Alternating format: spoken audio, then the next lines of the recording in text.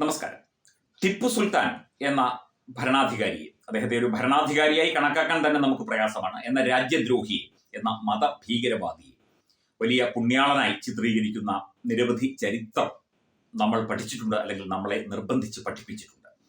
ഇയാൾ കേരളത്തിലടക്കം നടത്തിയ തേരോട്ടം, അതായത് ഇവിടുത്തെ ബ്രാഹ്മണരെ ഇല്ലാതാക്കി, ക്ഷേത്രങ്ങൾ കൊള്ളയടിച്ചു, ക്ഷേത്രങ്ങൾ തകർത്തു, അങ്ങനെയുള്ള ചരിത്രവും നമുക്കറിയാം. അപ്പം ടിപ്പു സുൽത്താൻ എന്ന് പറയുന്ന ആളെ മഹാനാക്കാൻ ശ്രമിക്കുന്നവർക്ക് പലപ്പോഴും ചരിത്രം മറുപടി നൽകിയിട്ടുണ്ട്. ഇതിപ്പോൾ ഒരു ഫേസ്ബുക്ക് പോസ്റ്റാണ്. അഡ്വക്കേറ്റ് കമൽജിത്ത് കമലാസൻ, അദ്ദേഹം ഒരു നിയമജ്ഞനാണ്, അഭിഭാഷകനാണ്. ഒപ്പം തന്നെ അദ്ദേഹം ഇത്തരം സാമൂഹ്യ വിഷയങ്ങളെക്കുറിച്ചും ചരിത്രപരമായ കാര്യങ്ങളെക്കുറിച്ചും ഒക്കെ പ്രതികരിക്കുന്ന വ്യക്തിയാണ്. അദ്ദേഹത്തിന്റെ ഒരു ഫേസ്ബുക്ക് പോസ്റ്റാണ്. ഒരു കൃതിയെ സംബന്ധിച്ചാണ്, ഒരു രചനയെ സംബന്ധിച്ചാണ് ഈ ഫേസ്ബുക്ക് പോസ്റ്റ്. ജാതക സന്ദേശം, ജാതകമല്ല, ജാതക സന്ദേശം എന്ന കൃതിയെക്കുറിച്ച്. സാഹിത്യ രചനകൾ പലപ്പോഴും ചരിത്രത്തെ പ്രതിഫലിപ്പിക്കുന്ന ദർപ്പണങ്ങൾ ആകാറുണ്ട്. ദർപ്പണം എന്ന് പറഞ്ഞാൽ കണ്ണാടി. മതഭീകരവാദിയായിരുന്ന വാര്യംകുന്നന്റെയും അയാളുടെ കൊള്ളസംഘത്തിന്റെയും ഹിന്ദു വംശഹത്യയും ഹിന്ദുമതത്തിലെ ജാതീയത എന്ന നികൃഷ്ടതയും അനാവൃതമാക്കിയ മഹാകവി കുമാരനാശാന്റെ ദുരവസ്ഥ എന്ന കൃതി മലയാളികൾക്ക് സുപരിചിതമാണ്. എന്നാൽ ജാതക സന്ദേശം എന്ന കൃതിയെ മലയാള സാഹിത്യം ആഴത്തിൽ പഠിക്കുന്നവർക്കല്ലാതെ മറ്റാർക്കും അറിയും എന്ന് തോന്നുന്നില്ല. ഞാനും ആദ്യമായിട്ടാണ് കേൾക്കുന്നത് ജാതക സന്ദേശം എന്ന കൃതിയെക്കുറിച്ച്. അതേക്കുറിച്ച് കൂടുതൽ ഒന്ന് നോക്കുകയും ചെയ്തു. ദുരവസ്ഥയുടെ കാവ്യഭംഗിയൊന്നും പറയാനില്ലെങ്കിലും മതഭ്രാന്തമൂത്ത ടിപ്പു സുൽത്താൻ മലബാറിലെ ഹിന്ദുക്കളുടെയും ക്രിസ്ത്യാനികളുടെയും മേൽ നടത്തിയ പൈശാചികതയിൽ സമ്പത്തും കുടുംബവും ഒക്കെ നഷ്ടപ്പെട്ട ഒരു നമ്പൂതിരിയുടെ വിലാപം ഇതിവൃത്തമായ കൃതി വായനക്കാരിൽ ദുഃഖം ഉളവാക്കും എന്നത് സത്യമാണ്. രചയിതാവ് ആരാണ് എന്നത് ഇന്നും അജ്ഞാതമായി തുടരുന്നു എന്നതാണ് ഈ കൃതിയുടെ പ്രത്യേകത.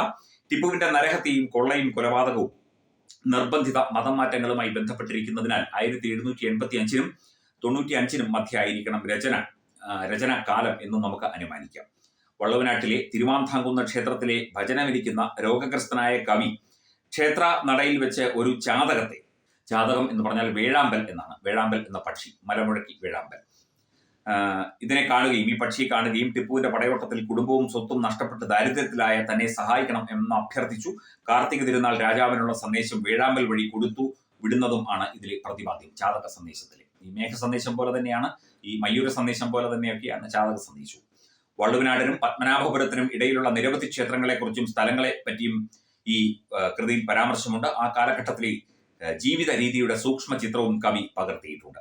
സന്ദേശകാവ്യങ്ങളിൽ പൊതുവെ ശൃംഗാരത്തിന്റെ അതിപ്രസരമാണെങ്കിൽ ജാതക സന്ദേശത്തിൽ പ്രതിപാദ്യമായിട്ടുള്ളത് ദാരിദ്ര്യവും ദൈന്യതയുമാണ്. ഇക്കാരണത്താൽ കൊണ്ട് തന്നെ മലയാള സന്ദേശകാവ്യങ്ങളുടെ കൂട്ടത്തിൽ ജാതക സന്ദേശത്തിന് മൗലികമായ ഒരു സ്ഥാനമുണ്ട്.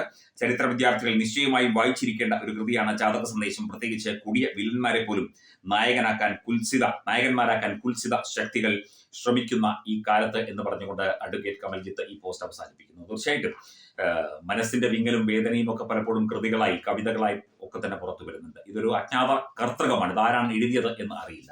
എങ്കിലും വേഴാമ്പലിന്റെ കയ്യിലേക്ക് തന്റെ ദുരവസ്ഥ, തന്റെ കുടുംബത്തിന്റെ, തന്റെ സമുദായത്തിന്റെ, തന്റെ വംശത്തിന്റെ ദുരവസ്ഥ മഹാരാജാവിനെ അറിയിക്കാൻ വേണ്ടി ഒരു കവി എഴുതി കൊടുത്തുവിടുന്ന വളരെ കാൽപ്പനികമായ, ആ ഭാവനാസമ്പൂർണമായ ആ ഒരു കൃതിയെക്കുറിച്ച് നമുക്ക് കൂടുതൽ അറിയേണ്ടിയിരിക്കുന്നു, പഠിക്കേണ്ടിയിരിക്കുന്നു. അതുപോലെ ടിപ്പു സുൽത്താനെയും അതുപോലെയുള്ള മതഭീകരന്മാരെയും ഒക്കെ തന്നെ പുണ്യവാളന്മാരായി, മഹാന്മാരായി ചിത്രീകരിക്കുന്നവരെ ചവിട്ടി തേക്കുന്ന ഒരു തരത്തിൽ അവരെ തന്നെ, അവരുടെ ആ ചരിത്രത്തെ തന്നെ, അവരുടെ ആ വികലമായ ചരിത്രത്തെ തന്നെ ഇല്ലാതാക്കുന്ന, അതിനെ കരികൊണ്ട് തേച്ചു മായ്ച്ചു കളയുന്ന, അല്ലെങ്കിൽ അതിനെ കഴുകിക്കളയുന്ന ഒരു ചരിത്ര കാവ്യം കൂടിയാണ് ജാതക സന്ദേശം എന്നാണ് മനസ്സിലാകുന്നത്. അതേക്കുറിച്ച്, ജാതക സന്ദേശത്തെക്കുറിച്ച് കൂടുതൽ വിവരങ്ങൾ ശേഖരിച്ചു വെച്ചുകൊണ്ട് തീർച്ചയായിട്ടും തത്വമൈ ന്യൂസിലോ അല്ലെങ്കിൽ തത്വമൈ TV-യിലോ ഞങ്ങൾ ഒരു പ്രത്യേകമായ ഒരു ബുള്ളറ്റിൻ ചെയ്യുന്നതാണ്, പ്രത്യേകമായ ഒരു പരിപാടി ചെയ്യുന്നതാണ്.